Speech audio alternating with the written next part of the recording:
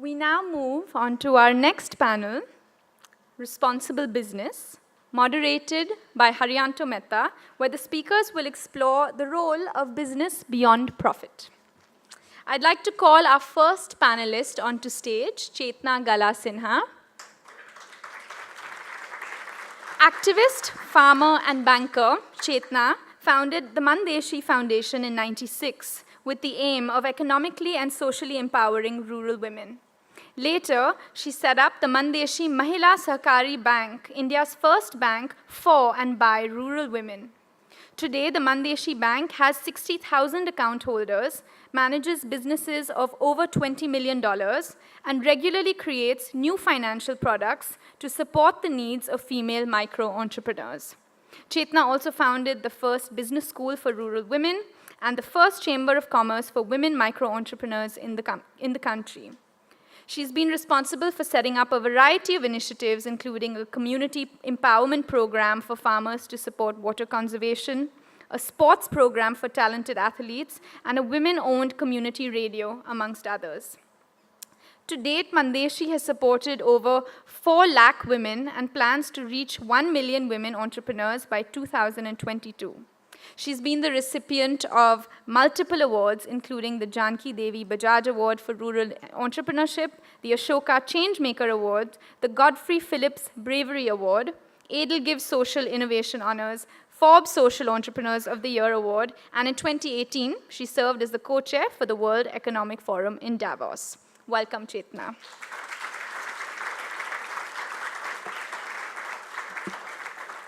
I'd now like to invite our second panelist onto stage, Ronnie Screwvala.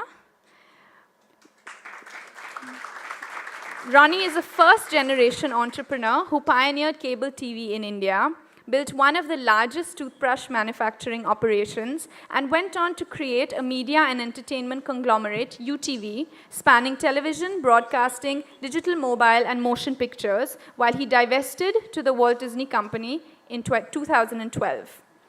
Newsweek termed him the Jack Warner of India. Esquire rated him one of the 75 most influential people of the 21st century, and Fortune as Asia's 25 most powerful. On to his second innings, Ronnie, driven by his interest in championing entrepreneurship, authored a book titled Dream with Your Eyes Open. He went on to set up Upgrad, an online education company focusing on post-graduation in specialized areas, and also started U Sports, a company spanning kabaddi, football, motorsports, and esports via league ownerships, team ownerships, and grassroots training programs. Ronnie also spends a significant amount of his time as founder-trustee of the Swadesh Foundation, which operates with the single-minded focus of empowering 1 million lives in rural India every 7 years through a unique 360-degree model with verticals in water, sanitation, health, nutrition, community mobilization, education, and agriculture and livelihood. To commence this panel, we have a special message from a guest who could not be here with us today, Nobel Laureate Professor Muhammad Yunus, who is the founder of Grameen Bank, a microcredit institution committed to providing small amounts of working capital to the poor, and more recently, the Yunus Center, a think tank for social businesses working in the field of poverty alleviation and sustainability. Well, I'm delighted to be with you today at the new Acropolis, India, for their celebration of 150-year anniversary of Mahatma Gandhi's birth. And I was supposed to come, and I was invited to attend, but unfortunately, my date didn't work out, so I couldn't come. Best thing I could do, talk to you through this message. It's a wonderful initiative to explore what can be done, how we can create a better society. Most of the problems that we created in the society are created by people like you and me, and that's how it's all messed up. Lots of problems, problems of wealth concentration, poverty, healthcare, discriminations, you name it. There are a whole long list of all those problems. And many of these problems are moving in a direction which will take us to a self-destruction. That's not what the human beings came to this planet for, to destroy themselves. Our task is to build a beautiful world. It's all given all the gifts that we have, gifts of creativity, gifts of expanding the horizon of our knowledge by doing that, ability to solve problems, and all we have. But somehow we have not used that full capacity to solve the problem we created. So that's where important thing that we have to do, which approach we must take so that we can have a better world for ourselves. And we are talking about something that we have been practicing and trying to put into action called social business. It's just another kind of business which aims at solving people's problem. This is a kind of, in a way, reverse of the conventional business. Conventional business is all about making money. This is a business for not making money, but to solve problems. Suddenly it opens up a completely new horizon for us, and we bring all our creative power to make that happen. So once we design that, suddenly we see enormous capacity. All our creative power can be channeled through this and keep on solving problem after problem. And the more problem we solve, more ideas keep coming, more technology keeps coming, and we undo the things which we have done and go beyond that, create more things that we can do. So it's almost like creating a new, completely new civilization, because the present civilization is a greed-based civilization. So what we can do by approaching with our creative power, undo the greed-based civilization, transform it into civilization based on human values, with empathy and fellow feeling and peace and friendship. And that's the task. So I hope in our discussions, in our deliberations, we feel that we can unleash that energy, unleash that creative capacity, make things happen. Thank you very much.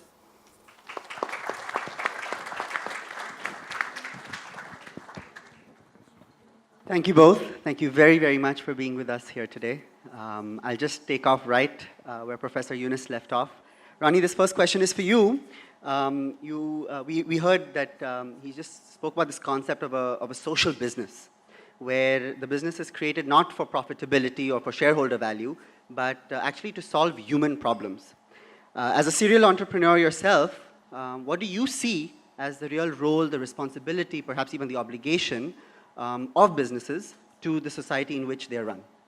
So maybe I'll just start with one thought, because I think there's a fair amount of haziness when people define a not-for-profit and then a social business and then a business for profit. And for me, I'm a strong advocate that either a business is for profit or it's not for profit. It can't be for less profit. There's no such thing. That's a very strong thought. And the reason I say that, and especially relevant for a country like India, is we need to solve every problem at scale for all the obvious reasons. And you're not going to be able to attract the foundation of funding, the resources, the caliber of people that need to come in and solve those problems, unless they're very clear this is a not-for-profit or for-profit. So first, I think when we look at the social space, it shouldn't be defined as for less profit. And my anecdote is, I worked very closely with a micro-housing finance company. And I think when we took an investment into that, at the first meeting, we had this discussion. And all of them talked about the fact is that, look, here's the situation. We borrow at 7 or 8%, and then we will not give loans at above 9%. And I said, that's fantastic. But what is our role? Do we want to give 2 lakh auto rickshawalas and people who can't take loans from the official banking system at a 9% interest? Or do we want to impact 10 million people who anyway can't get those loans but might be quite happy to pay 13%, but still want to do that? And I know Chetna may have a different point of view on that, and I think I come from a different world that's trying to bridge and marry those contexts. And I think over a certain period of time, that penny sort of dropped, that actually the goal was that we need to solve problems at scale. So I think the first responsibility is, are we solving problems at scale? The second context, as far as that is concerned, is profitability is not a bad word. It should not be a bad word. I think the context here is the word impact, because we use the word social, and I try to move people to the thought process of impact. Because you can have a profitable business or a not-for-profit business, but you can also be creating impact. If I founded and ran a media company, I think it was inbuilt in our system while we were in the form of media and entertainment. But if you ask me, it's one of the most impactful contexts because you're shaping people's mind. Of course, education shapes people's mind, but media, in many ways, shapes people's mind, whether it's news, whether it's fake news or right news, whether it's the stories we tell, because actually the most memorable things that shape our minds, whether it's in education or anything else, is stories and evangelism. And if you take those contexts, those are impact sectors. Unfortunately, everyone looks at pharmacy, for example, and pharmaceutical companies worldwide as an impact sector. And I think that's a gray area, because when they've crossed the line and looked at optimization of profits, you found the value system compromise. So value system and ethics I'll keep separate. And I think broadly I'd like to say as the opening thought process is we should be clear what is the impact a for-profit organization is making, and therefore what is the culture of that organization to do it. And maybe later I'll talk about how we went and formed a certain sense of culture by sort of marrying the fact that let's keep impact, but let's not get mixed up between for-profit and not-for-profit. I understand. It's interesting because, Chetna ji, you come from a completely different background. Yes, you come from grassroots, sort of rural India, where, in fact, you decided to actually create a microfinance banking business to address very, very pertinent social issues at the time. I'd love to hear actually a little bit about your journey, how you came across this need at all, how you addressed it, because I'm sure there were many challenges to encounter, and we'll take it from there. So, first of all, I never thought that I'll start a bank. That was, and born and raised in Mumbai, was active in Jayaprakash Narayan's movement, or a Gandhian leader who started a student and youth organization. I was part of that, in passion of that. And when Jayaprakash Narayan used to say that we need young people to work in rural India, being a young undergraduate university student, I was so passionate, and I used to go in villages of drought-prone areas in western Maharashtra, and I met my husband who was not much educated, but he could pull the crowd and got attracted and married him and left Mumbai and went to the village and settled there. So it was a very different, and so, I had like great ideas of revolution and total revolution. Now we will change the society and all those things. But it was interesting that when the first thing came, when I was talking about revolution and we will change the whole society, but the very next day I realized that when I'm going to stay there, there is no toilet, there is no running water, there is no electricity. And if you go to another village and go and stand in a bus stop, you can have to stand for 3 hours. And what I used to do is I would tell, like 100 times, ask the station master at the bus stop that when this bus is coming, because we are so used to local trains of Mumbai. At that time, it was much efficient. It wouldn't be late. So, and then suddenly we realize, okay, revolution is a great thing. But then day-to-day life is equally important. And my whole macro level ideology, I got myself challenged that how do I bring it to us? A poor woman talking what am I going to talk to her about revolution and total revolution? Anyway, so that actually made me think and rethink that what exactly am I going to do when I'm going to be in the community? So it was a very learning journey, I would say. Or in fact, I would say like it was more that every time, even now, I've been like questioned and I make those, I have to unlearn every time and I make so many mistakes. So I'll start with it that one of the women came to me and she said that I want to do savings, Kantabai.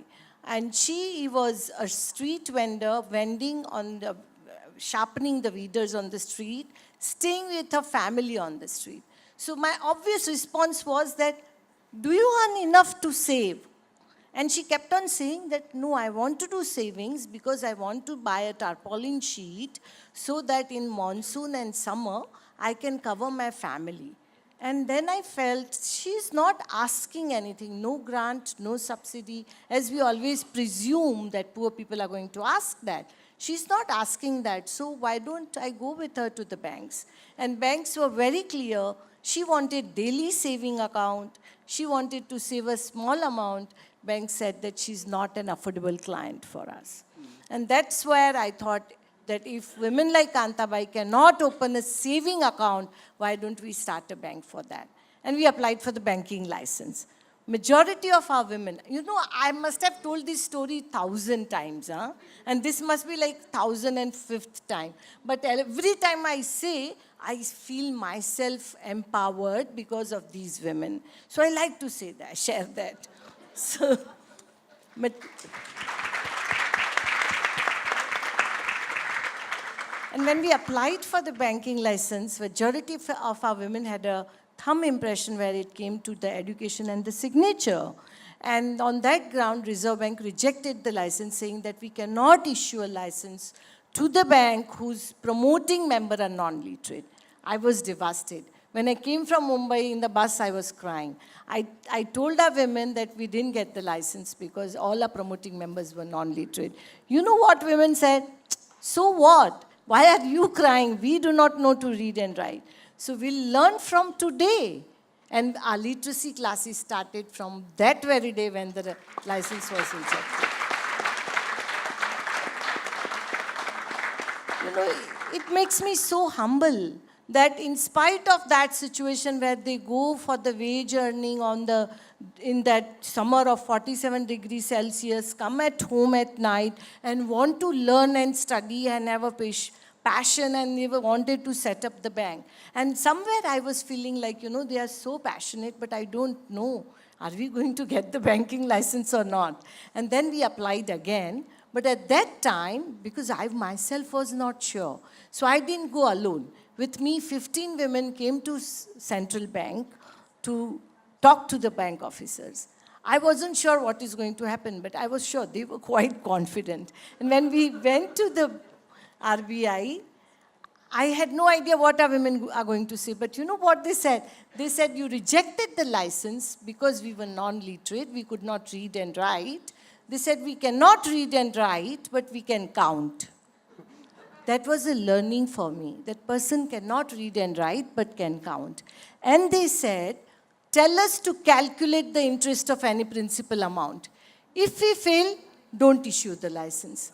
Tell your officers to do it without calculator and see who can calculate faster.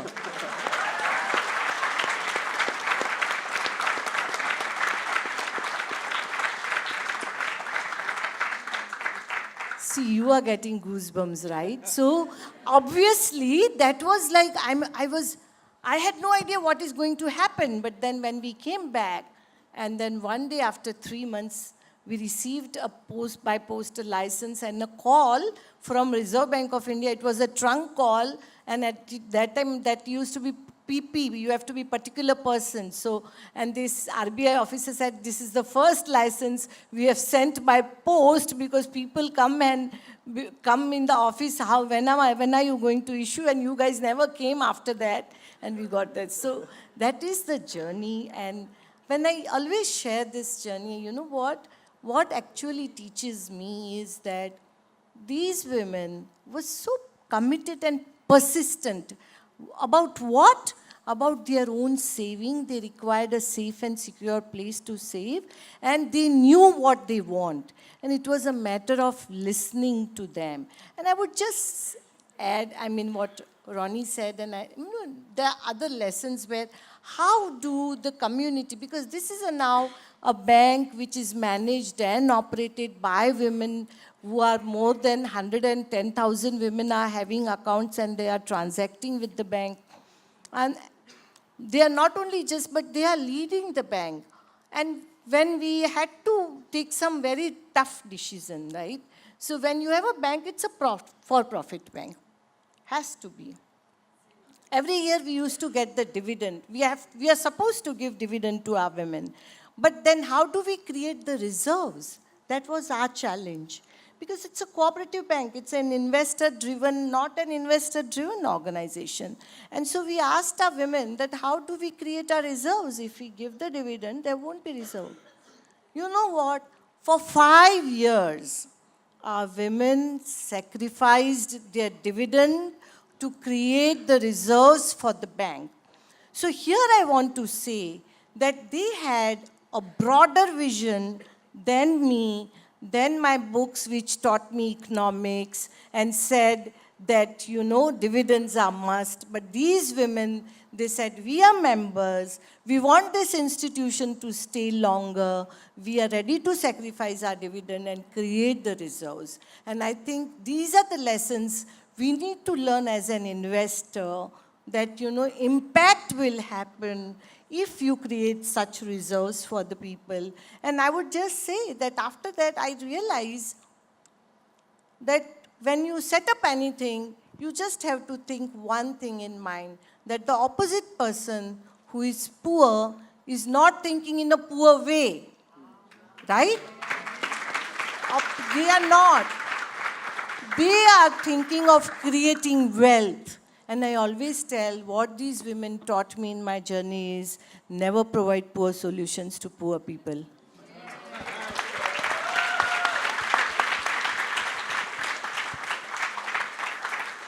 If I can just add to and extrapolate what Chetna has just said here, and I think which is quite relevant for all of us because we also come from the other world, is what she's not saying is that the realization and the concept of financial inclusion that starts coming into the mindsets of these people when they feel so empowered. And since your entire thrust today is one of empowerment, I think that's when the mindset changes. Because first, this entire self process and this whole self-help groups and then going forward, that transformation is really the critical element where the woman decides, I can make a difference, and understands what money can mean to them, and therefore the power. It's not normal today in many parts of rural India where everyone actually thinks with clarity on financial inclusion or wealth creation.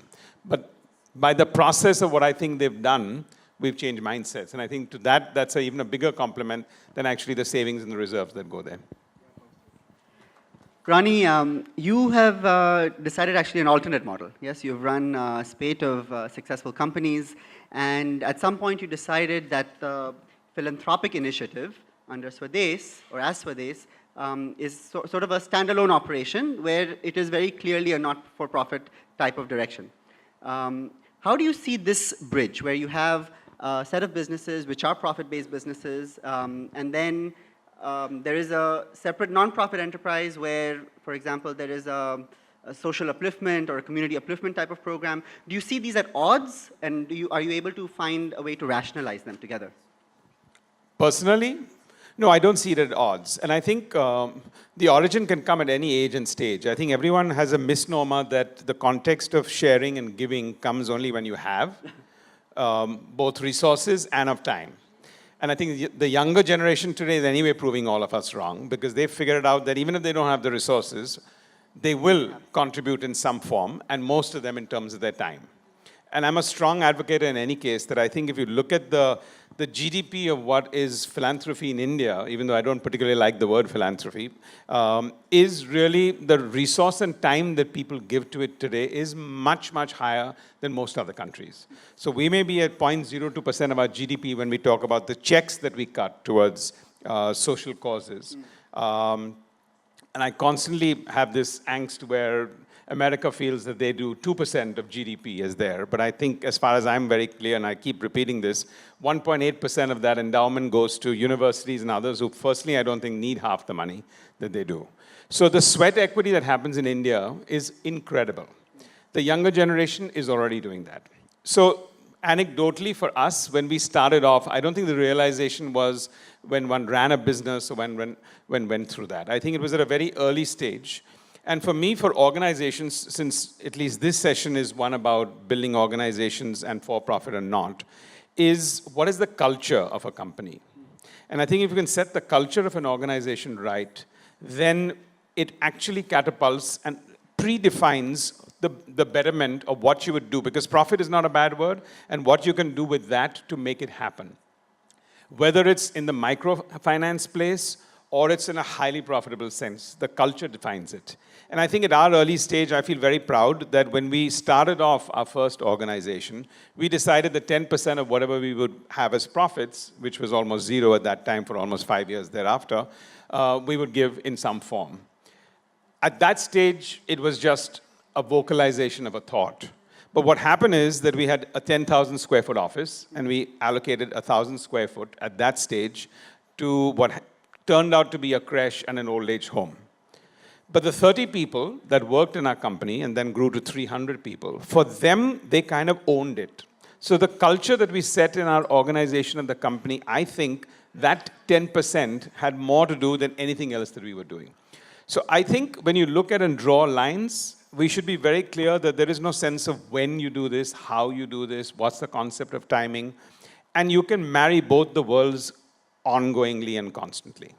So is there sometimes a challenge between profit, which we spoke about at one of the breaks, that it might be misconstrued as greed, and what we speak of as this value system that you speak of, yes? Is it easy always to bridge the gap? It could be, but I think it's wrong for it to be. Today, in our Swadesh Foundation, we're working with 1,200 schools, completely not for profit. Our entire mindset and thinking is one of how to improve that system, to work with it, and to empower. At the same time, I'm running a for-profit online education company in the higher education space. And there, we are very focused on it being for-profit. We are creating very high impact. Anywhere and everywhere we go today, I think we're changing people's lives. Working professionals who started off as being undergraduates now have an opportunity to not leave their job because they can't afford to not leave their job, because they can't afford to not work, and are getting the opportunity to get into specialization. We are creating an impact, but it is for profit. And between the two, again, here my job is to see the 10 million entrepreneurs we can create or 1 million data scientists we can create, rather than figuring out that what am I going to do with that resource. So I think if you can divide the two, it's a much more productive. And I think I personally feel blessed that I've been able to be in a situation where I can straddle both. Terrific. Thank you very much. This is actually a question for both of you. It comes back to the roots of our subject today of Gandhiji, where Gandhiji, of course, one of the inspirations we draw from him is this unfaltering pursuit for truth. And when it comes to the realm of business, I was trying to define what could it be that we run a business in the pursuit of truth. And I came up with a few ideas, like sustainability, like inclusivity, like being holistic. And in fact, both Swadesh as well as Mandeshi do a variety of very, very vast sort of array of activities. How do you see sustainability and this pursuit of truth in each of your works, both at Swadesh as well as at Mandeshi? So I would just, you were saying in pursuit of truth, I also felt when you were talking that yes, I will focus on sustainability, but in this whole journey when we work, many times what we think, what we decide, what we theorize, what concepts we have, and when we work with community, things are totally different. And sometimes we don't realize that, but then community actually tells us. I'll just share another example and also come to the sustainability. That when we started bank, women actually were not coming to the bank for the savings. It was started for that, but they were not coming to the bank. And I went again to women when the weekly markets and said, there was so much excitement, and what happened? Why are you not coming? And they said that if we come there, we will lose our working day. So we cannot come. Which means if they cannot come, the bank has to go. So provide the doorstep banking. Now, while providing doorstep banking, we had, I'll be just sharing the stories which also gives you how foolish we are when we work, and then how people are smarter than us, right? So when we circulated boxes for the women to save, so that they cannot come every day, they will save in the coins as their wages are smaller, and when the box gets full, then they will actually transfer the amount in their bank account. Now, after 8 days, one woman came with a broken box, and she was so angry. And she just was stabbing that, and she was saying that, whose stupid idea is this? And I was mine. And you know what she said? She said that before your representative comes, my husband broke the box and took away all the money, and now who is responsible for that? And now I was like, it was a learning, it was a totally, I should have asked this lady first, before myself deciding, or instead of, and then it was, so pursuit of truth of Mahatma Gandhi, I see is that here you have to listen to people. You have done something wrong, humbly agree it and listen to them. These are the lessons you are going to get from the people. And then we had to, so now how do we do? First is listen, and then how do we make it sustainable, right? So doorstep banking was also not very easy for us because it was a administration cost, and which was 3% of the cost of our total spread. So say the cost of fund is little bit technical terms, but I'm just saying that what money in deposit you are getting is 9%, 3% is 12%. You need to have profit. So, and we asked our women that, you know, if you are not going to come to the bank, bank will come to you, but then that is an additional cost. And they said, yes, we are ready to pay for that. And that's how then, yeah, you add that additional amount, get the interest, little bit reduce your profit also, but then keep it going, because you cannot make a loss and say that, no, I'm not going, as you mentioned, the charge the interest, I will give doorstep banking, but you have to. So I think you have to figure out and you find out the ways, and that's how then actually, I mean, I do believe that this whole concept of business correspondence, having a doorstep banking, mainstream banking, took that model. Why? Because it was sustainable. Otherwise, these women would never have been in the mainstream banking. It's very interesting because one of the things that I'm hearing also is the need to really open our ears and to listen, to hear, to observe, to recognize. And very often we go into these situations already with a preconceived notion and impose our sort of thought process or our expertise on a situation. Actually, I also would like to add that it's also that, and again I re-emphasize, that when she brought the box, what was she saying is, don't forget, I am not asking you for access, I am asking you for control. You know, that was the thing. And what she was saying, it's not access to banking, it's control on finance. So clearly, so the lesson was that you design the product for poor in such a way that they have control on their resources. And she was not against us. I mean, all those issues are secondary, who took her money and all that. But exactly what she was saying. And if you create such institution where poor have a control on their resources, they will make sure that it gets sustainable. They will find out the ways also. They will not wait for somebody, investors to come. They will find out the ways. Terrific. Thank you, Chetna. Ronnie, at Swades, how do you approach this question of sustainability, inclusivity, and the holistic sort of upliftment of the communities in which you're involved? Yeah, no, so I think sustainability is a very, very critical word for anything that you're doing in the social sector, because two things. One is we need to measure and have a permanent change. And I think one of the first times when we started looking at scaling up Swades, and when Zarina and I met almost 400 NGOs across India, and then got inspired by meeting Professor Yunus and Professor Faisal, both icons in Bangladesh, what came to us was incredible amount of work being done by so many people in the social sector, and they were doing it for 20 years and 30 years. But I think when you come down to measuring that impact, the question is, okay, but if you've been doing this for 10 years, then at some stage, those people you would have made some sense of permanent change. And to be honest, I found a certain lack of that. And I think that was a sort of a penny dropping moment for us as to how, if we wanted to be an execution foundation, and I'm saying that we've been at it for 5 years, I don't think we have all the solutions for it, but it's there at the back of our mind. Sustainability from our perspective, therefore, at the entry level, is to have the community fully involved, fully and totally identifiably involved. Number two, we get them to contribute. If they have not self-contributed to this thought process, and when we build toilets, for example, many people ask us, yes, but are they using it? And I think the total two tick marks for us is really, if there isn't water, we shouldn't be building the toilet.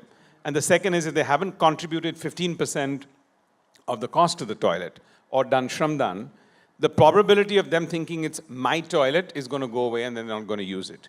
So if you take that as the microcosm of all thought process, sustainability is the most critical element.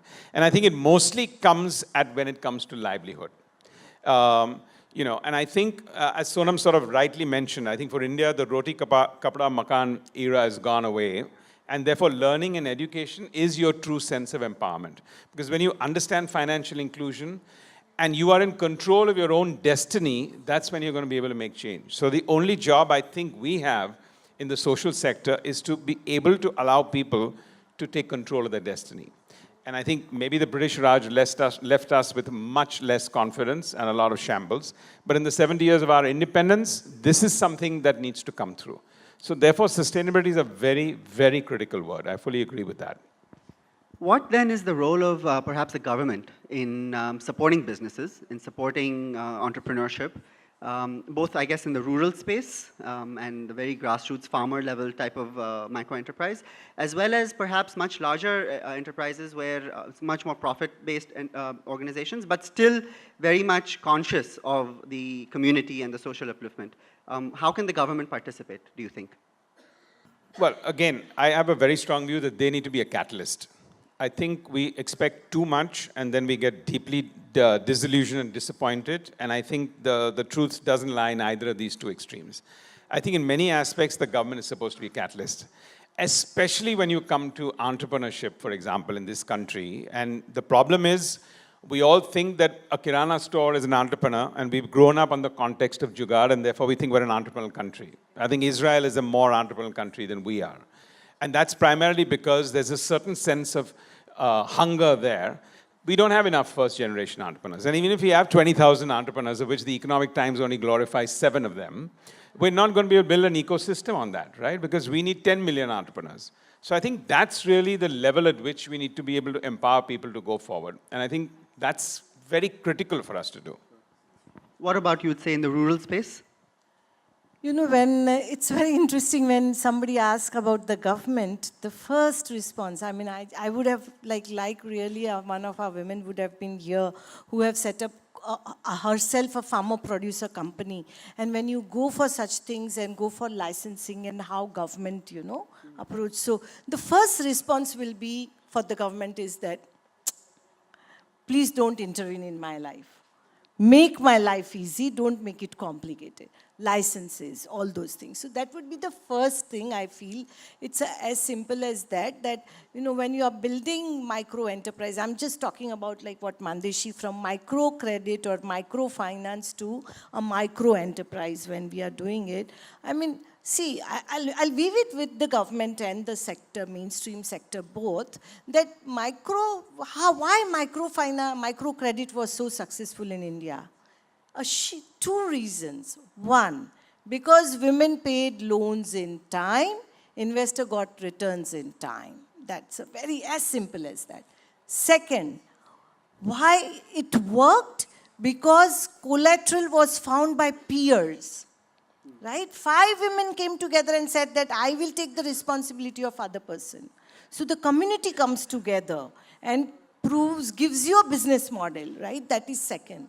And when communities, there is so much of aspiration and there is so much of readiness, then when they graduate, so now our women have been taken they have gone through the cycle of 10 loans, 15 loans. Now they are ready for micro-enterprise. Now, when they are ready, investors are not matured. Or the government programs which talks about financial inclusion, they are not matured enough the way our women are matured. They want to set up an enterprise. They are talking about that, we want a bigger loan with a low interest, right?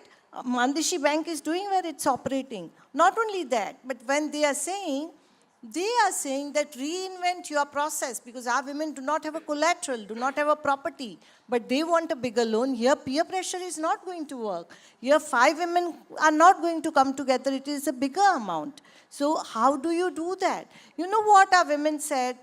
Who are doing daily savings, who operate on mobile, I mean the field agent comes, they do savings, they do repayment, and data is there. And they say, why do you need, we don't have property, but for 360 days or 380 days, I am repaying every day some amount. You know my digital history, right? You have that data. And when you have all that, why are you not reinventing process? These people are saying that. And they are not afraid of technology at all. And so I think the government, the mainstream sector, the one thing is that when you're working with poor community, as Professor Yunus said it very clearly, you will have to reinvent your whole process. How do you do it? So the public sector bank, in our case, government comes like public sector bank and regulator. When you are giving micro enterprise loan, your old methodology was that ask for balance sheet, profit and loss account, or all that boring stuff. That's a banker. Right. But our women would like immediately say that we have this data, every day my cash flow is this. And so you have to, government has to facilitate that, as you mentioned, comes in a role of facilitating that. And how would it do it? So say, for example, Niti Aayog has set up Women Entrepreneurship Council. It was in Hyderabad, they declared that we are provisioning 10,000 crores for women entrepreneurs to facilitate women entrepreneurs. I say, don't give money to women, they are not even asking, but facilitate it, no. Tell bankers, give guarantee funds to the bankers, and these women do not have collateral. Let them take the first loss guarantee as a government, that is one. Another, have a policies. Our women are actually building the assets. Why can't they be owner? When our women were setting up the farmer producer company, the officer was asking, you are farmer. Do you have a land in your name? Now she said, okay, my husband Satbara Utara is there. I will bring my husband, he will write. I am a co-partner. No. You have to have a land in your name. Then only we will give you a license for farmer producer company. She asked that guy, does your wife has a land in her name? Sometimes you have to make them shame. I mean, it's important that what you are asking, you yourself is not having. But at the other side, I say that government will have to say that if women are working equally, they are also entitled for co-ownership of the property. So there the role of government comes, and government should say that every house is co-owned by, it's a family household. I will not even say husband and wife, because no, in India, grandmothers are there. So it's a family household, and family has a share, and that share can be collateralized. So I think these are the processes where people come through it. Mandeshi will bring it in a more model, but if you have to do it at scale, then government also can take it to the scale as far as make those policies. So that is the role I think government has. Thank you, Chetna.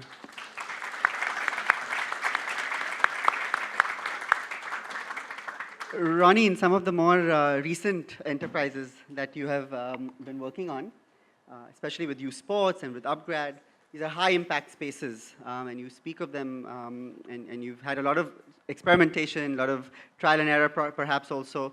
How do you see that, in terms of the social upliftment? I hear that there's a lot of work in the youth sports area, especially with Kabaddi and a few other sports that you're involved with. Sport, I think it's the core of a nation's pride.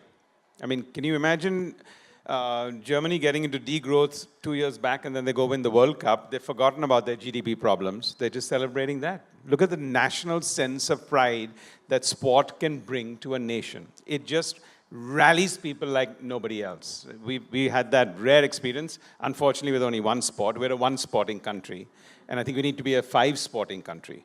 And sports in India or anywhere in the world can't really get popular unless people are playing it. You can't become a sport can't soar if you're just a spectator. It has to be that people and the general community and the young community is playing with it. So I think it's a very high sense of impact. And the reason I'm involved with it because I feel it's fun. It's fun to be innovative and disruptive. I think we need to have 4 more national sports in this country outside of just cricket. Nothing wrong with cricket. I'm just saying the whole world has moved on, but we are now obsessed with only cricket. And, the Commonwealth countries, as the British legacy left us with, have also moved on, and cricket is 4th and 5th, and we're here. So yeah, I think it's a sense of pride. It's also a sense of discipline at a schooling level. It's a sense of just collaborativeness, competitiveness, and discipline that nothing else can substitute in a classroom. And I think whether you're in school or college, it teaches you something very, very clear. And then it cuts through demographics and income levels, right? It's a very different kind of a threshold of whatever this. And I think in Kabaddi, for example, is one, and many others that, football now, and maybe others. I think there's incredible amount of scope for that, for a nation to be bound together, for the youth to rally together and create a sense of discipline and ownership and a sense of national pride. Thank you. It's a final question for you both. And I think this is a little bit more even my own personal aspiration, but I think young people today are looking to go out, venture. I think the courage is there, and I think the aspiration also is there to participate and contribute. But perhaps there's a sense of a fear, a lack of recognition of really the opportunity or the potential to move forward. How would you perhaps help foster this, to foster that aspiration, that inspiration, to go out and actually to try things out? So, whenever, I always feel like, how did I got motivated, right? That would be, I would like to share with the younger people, because these are the things which, in your day-to-day life, you have so many problems, so many, sometimes you decide something, so many things go wrong, particularly when you are trying something new. And then how do you motivate yourself? I will just share another story of our women, that we have a community radio. And that radio, when we were setting up the radio, it was in very small place. We are so ambitious. And I had if we can set up the bank, we can set up the radio. That's how I was talking. But when after the license came, you have to have a tower, run the program for 9 hours at least, and then not playing. And then there is a condition not to play Bollywood songs or, where everybody wants to listen that. How do you do that? And so when we set up the radio, one lady came, and her name is Kirabai. You can see her on YouTube. She came to the radio and she said that, I want to feature my program. And then she tells, so our radio manager, she tells Kirabai, you do not know to read and write. And how are you going to feature your program regularly? See, again, what I'm trying to tell is that how many times we have to unlearn. The same thing where our women were saying, we cannot read and write, we can count. Kirabai said that, I cannot read and write, but I can sing. And she had no answer. Yes, she can sing. And then she was making her own poems. And she started, and her program became really popular. Kirabai's program. Every week she would do that. And I'm just trying to say that Anand Bakshi's son is writing a book, Let's Talk on Air, and one of the chapters is Kirabai's chapter. And when he was interviewing, he asked, how did you learn to sing? How did you started singing? You know what reply she gave?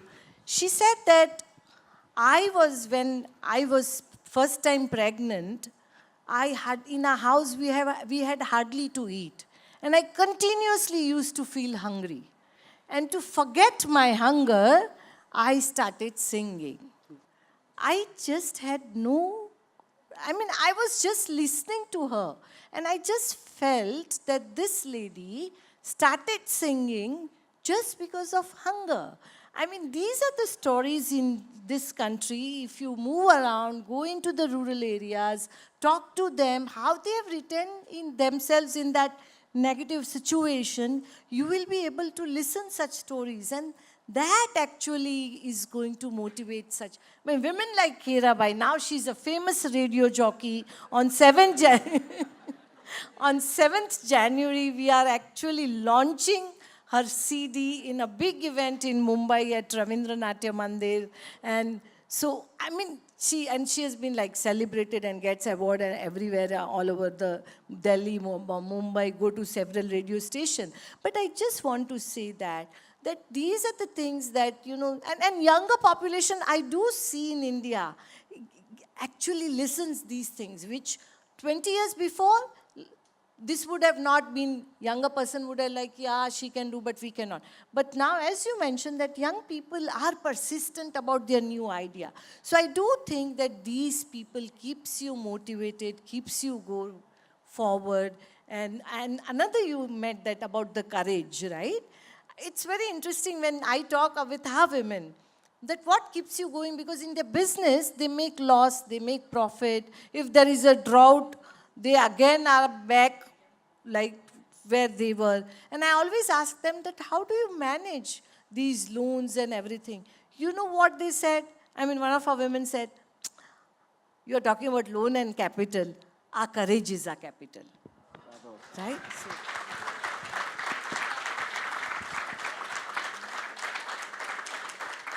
So I think if you ask me what's the environment that can really, top on my list is, in India, we don't evangelize failure. I think we need to talk much, much more about failure. I think we should have conferences not with successful people, but people who have failed. And I think in the beginning, people will not attend and you'll feel, you know, it's like everyone says, okay, but you're going to the movie theater, I want to laugh and I want to enjoy myself. And I'm saying, well, what's wrong with a good cry? If the story is good, you'll feel equally emotional about a good cry. And I think, therefore, we just do not evangelize failure. We always think it's such a binary product. It's a sense of embarrassment. That can be a changing point in many people's mindsets. And I'm a strong advocate around that. And I think the penny dropped with me just when my daughter was taking this long introduction of me. And I said, you know, it was all about X. And I thought maybe I'll reframe my CV and talk about the things that I failed in rather than what I think I may have gone through. It might be more interesting. Thank you, really. Thank you very, very much. I think what's really beautiful about both of your visions is this incessant need, yes, to pursue, to rise up every time you fall, every experiment, every error. And I think that's perhaps what we can really identify with, the courage to stand back up and to try again, not perhaps motivated by greed, but by really some conscious awareness and the ability to do good. Thank you very, very much for the wonderful inspiration.